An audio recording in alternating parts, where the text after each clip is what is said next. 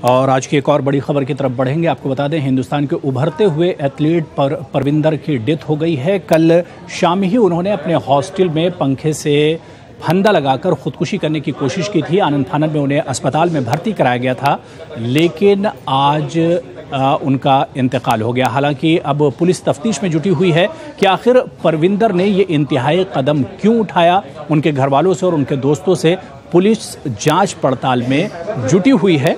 आपको बता दें कि हिंदुस्तानी एथलीट परविंदर चौधरी की दिल्ली के सफदरजंग अस्पताल में मौत हुई है। 18 साला स्प्रिंटर परविंदर चौधरी ने कल खुदकुशी की कोशिश की थी। दिल्ली के नेहरू स्टेडियम के साई हॉस्टल में उन्होंने खुद को पंखे से लटका लिया था। आपको बता दें कि परविंदर का ताल्लुक उत्तर प्रदेश के अलीगढ़ जिले से है।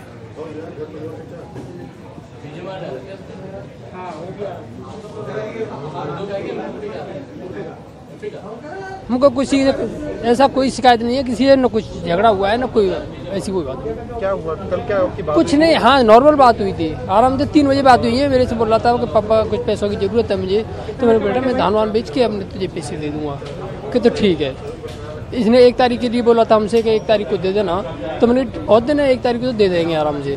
उसका न मालूम क्या है, उसके मुँह में आया क्या, ये मुझे कुछ नहीं मालूम। मैं प्रैक्टिस की है उसने, प्रैक्टिस की वजह से वो एक दिन भी काम में नहीं रुकता है। और चलिए, इस वक्त बड़ी खबर आ रही है। आपको बता दें कि राफेल डील मामले पर आज सुप्रीम कोर्ट में समाअत चल रही थी, लेकिन लंच के वक्त तक के लिए अब समाअत मुलतवी कर दी गई है। आपको बताते चलें कि सुप्रीम कोर्ट ने 10 दिनों के अंदर मरकजी हुकूमत से कहा था कि इस पूरी डील को लेकर जो कागजात हैं वो बंद लिफाफे में जमा करें। आज ठीक 10 बजे के बाद इस पूरे मामले पर समाअत शुरू हुई थी, लेकिन अब लंच के वक्त के लिए ये समाअत एक तरह से रोक दी गई है और समाअत के लंच के बाद ये समाअत फिर से होगी, ये सुनवाई फिर से होगी।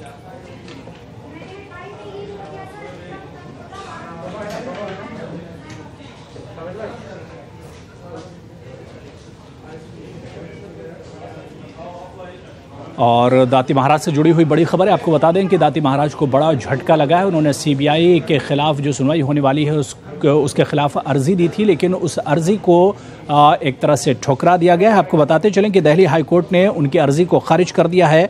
दाती महाराज ने सीबीआई जांच के खिलाफ ये अर्जी दाखिल की थी। आपको बता दें कि दाती महाराज और उसके 3 भाइयों के खिलाफ इस्मत रेजी का इल्जाम है।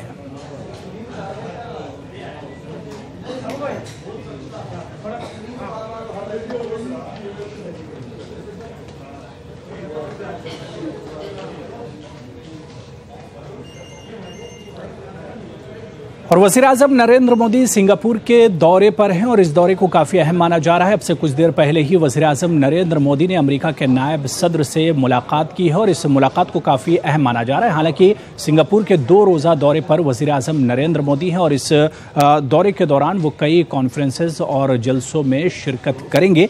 आपको बताते चलें कि वज़ीर-ए-आज़म नरेंद्र मोदी ने अब से कुछ देर पहले सिंगापुर में अमेरिका के नायब सदर माइकल आर्पेन से मुलाकात की है। दोनों लीडरों ने अहम इश्यूज पर तबादला ख्याल किया है। इससे पहले वज़ीर-ए-आज़म ने ईस्ट एशिया समिट में सिंगापुर के वज़ीर-ए-आज़म ली सेन लूंग से भी मुलाकात की थी। इस मीटिंग में खित्ते के इक़्तिसादी वसाइल ज़ेर बहस रहे। वज़ीर-ए-आज़म नरेंद्र मोदी सिंगापुर के 2 रोज़ा दौरे पर हैं, जहां वो 3 समिट्स में शिरकत कर रहे हैं, जिनमें आसियान, फेंटेक और ईस्ट एशिया समिट भी शामिल हैं। यानी इस दौरे को कई मानों में काफ़ी अहम माना जा रहा है।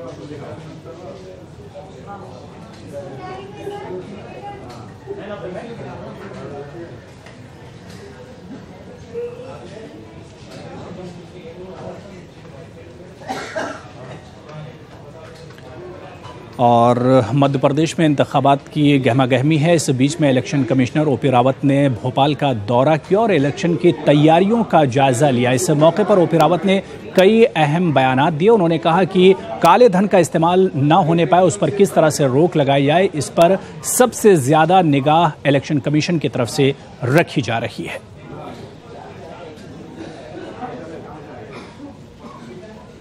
मध्य प्रदेश में चुनाव की तारीखें आने में अब कुछ ही दिन बाकी हैं। ऐसे में चुनाव आयोग के ऊपर एक बड़ी जिम्मेदारी है चुनाव को संपन्न कराने को लेकर। मुख्य चुनाव आयुक्त तो ओपी रावत हमारे साथ मौजूद हैं।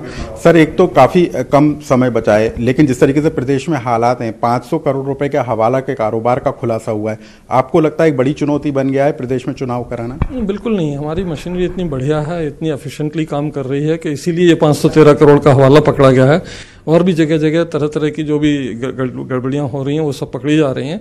तो पूरी चुनाव मशीनरी चौकस है और बहुत अच्छे चुनाव होंगे, पूरी उम्मीद है। और अभी आप देखें बस्तर में भी कितने अच्छे चुनाव हुए हैं।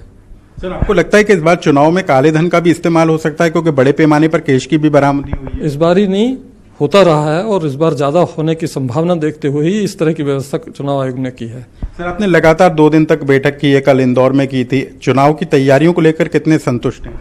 चुनाव आयोग अभी तक जो रिव्यू हुआ है उससे पूरी तरह संतुष्ट है।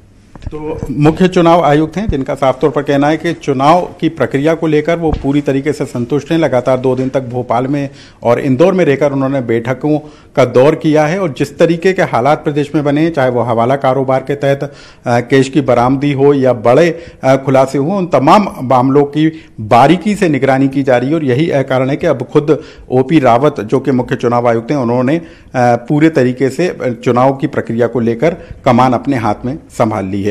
कैमरामैन अनिल गवई के साथ अनुराग श्रीवास्तव, न्यूज़ 18 भोपाल। और अब बात करेंगे यौम अतफाल की। आज मुल्क यौम अतफाल मना रहा है। आपको बता दें कि साबिक़ वज़ीर-ए-आज़म जवाहरलाल नेहरू की यौम पैदाइश के मौके पर यौम अतफाल मनाया जाता है। इस मौके पर मुल्क भर में मुख्तलिफ तकारीब का इनेकाद किया जाता है और बच्चे इस मौके पर चचा नेहरू को याद करते हैं। चिल्ड्रंस डे के तौर पर इस दिन को मनाया जाता है और बड़ी तादाद में तकरीबात का भी इनेकाद इस मौके पर किया जाता है। तो आपको बताते चले कि आज जहानी वज़ीर-ए-आज़म पंडित जवाहरलाल नेहरू की यौम पैदाइश पर इन्हें मुल्क भर में खिराज अक़ीदत पेश किया जा रहा है। दिल्ली में शांति वन में उनकी समाधि पर गुलहाए अक़ीदत पेश करने के लिए लोग पहुंच रहे हैं। इससे पहले कांग्रेस लीडर सोनिया गांधी, साबिक़ सदर जमहूरिया प्रणब मुखर्जी, साबिक़ वज़ीर-ए-आज़म डॉक्टर मनमोहन सिंह, साबिक़ नायब सदर जमहूरिया हामिद अंसारी समेत पार्टी के सीनियर और अहम लीडरों ने पंडित नेहरू को खिराज अक़ीदत पेश किया।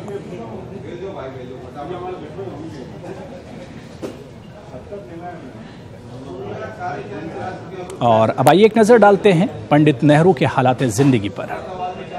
हिंदुस्तान के पहले वजीर आजम जवाहरलाल नेहरू 14 नवंबर 1889 को इलाहाबाद में पैदा हुए थे। जवाहरलाल नेहरू के वालिद का नाम मोतीलाल नेहरू था। नेहरू कश्मीरी पंडित कम्युनिटी से ताल्लुक रखते थे। वालिदा का नाम स्वरूप रानी ठुसो था। 1947 से 1964 तक हिंदुस्तान के वजीर आजम रहे। इंडियन नेशनल कांग्रेस के रहनुमा और तहरीक आजादी के अहम किरदार थे। नेहरू पंडित जी के नाम से भी जाने जाते थे। हिंदुस्तान में जमहूरी निजाम को मुस्तहकम करने में इनका अहम किरदार रहा। जवाहरलाल नेहरू को बच्चों से बेहद लगाव था। 14 साल की उम्र में इंग्लिस्तान के हीरो कॉलेज में इनका दाखिला हुआ। अक्टूबर 1907 में 18 साल की उम्र में कैम्ब्रिज यूनिवर्सिटी में दाखिला लिया। 20 साल की उम्र में 1910 में डिग्री हासिल कर ली। 1910 में ही लंदन के मशहूर लॉ कॉलेज इनर टेम्पल में दाखिला लिया।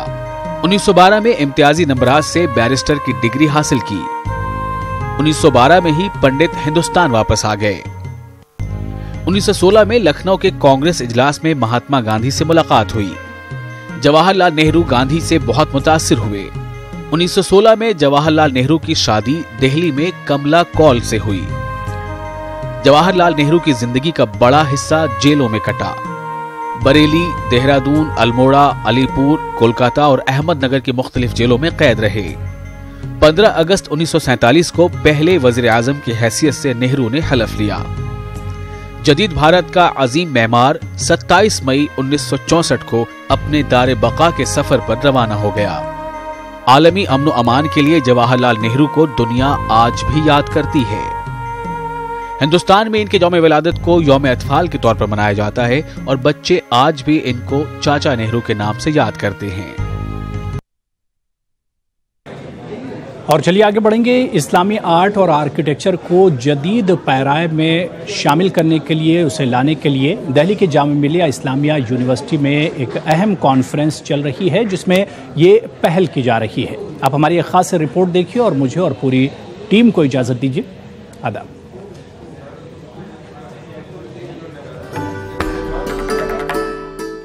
जामिया मिलिया इस्लामिया में इस्लामिक आर्ट और आर्किटेक्चर पर बैनुल अक़वामी कॉन्फ्रेंस चल रही है। इसके साथ साथ MF हुसैन गैलरी में पेंटिंग्स और खत्ताती की नुमाइश का भी एहतमाम किया गया है। फनपारों के तवस्सुत से मुख्तलिफ अदवार में बनी तारीखी इमारतों के जमालियाती अंसुर और फन खत्ताती के हसीन इर्तिकाज़ को जदीद पैराए में पेश करने की कोशिश की गई है। नीड ऑफ टाइम, वक्त की ज़रूरत है हमेशा कहीं ना कहीं हम लोग, लेकिन बेस कहीं ना कहीं हमारी घर ही रहती है, हमारे अंदर ही रहती है कि वो बेस जो शायद हम जिसको मुस्लिम आर्किटेक्चर के, मतलब इस्लामिक आर्किटेक्चर से ज़्यादा उसको मुस्लिम आर्किटेक्चर कहूँगा। और मुस्लिम आर्किटेक्चर में जितनी पॉसिबिलिटीज़ हैं पर्टिकुलरली स्ट्रक्चर्स को लेकर, वो बेहतर से बेहतर हो रही हैं और काफ़ी अच्छी चेंजेस आ रही हैं। इमारत बनाने में इस्लामी फ़नून और स्टाइल को यहाँ महसूस किया जा सकता है। ऐसी पेंटिंग्स के अंदर किताब की शक्ल में इंसानी जुबान बयान को भी साफ तौर से देखा जा सकता है। खासकर आज़ान बिलाली पर मबनी पेंटिंग काबिले दीद है। लखनऊ से दिल्ली आई अरीना कहती हैं कि नए स्टाइल और नई मांग के साथ कैलीग्राफी लोगों तक पहुंच रही है और उम्मीद है कि लोग इसका फायदा जरूर उठाएंगे। जो ऑर्गेनाइजेशन है बारादरी लखनऊ में, तो हम लोग जो हैंड रिटन, जो हाथ से लिखी हुई खताती होती है, उसको हम कंप्यूटर के ज़रिए उसको रंग देते हैं और फिर हम उसको कैनवस पे प्रिंट कर देते हैं। तो ये एक तरह का मिक्स्ड मीडिया होता है। अगर हम इस्लामिक आर्किटेक्चर की बात करें, जो अब तक एक मिथ बना हुआ है कि ये मेडिवल आर्किटेक्चर, मेडिवल पीरियड तक ये कन्फाइंड है, और इस मिथ को तोड़ने के लिए ही ये कॉन्फ्रेंस की जा रही है। इस बैनुल अक़वामी कॉन्फ्रेंस के तहत ग्रुप डिस्कशंस भी हो रहे हैं ताकि नई तकनीक और आर्ट के दरमियान इस्लामिक आर्ट को हम आहंग किया जा सके। आज के दौर में ट्रेडिशन से हट करके कुछ नया कैसे हम इस्लामिक आर्ट एंड आर्किटेक्चर में कर सकते हैं, इसके ऊपर पूरी कॉन्फ्रेंस है।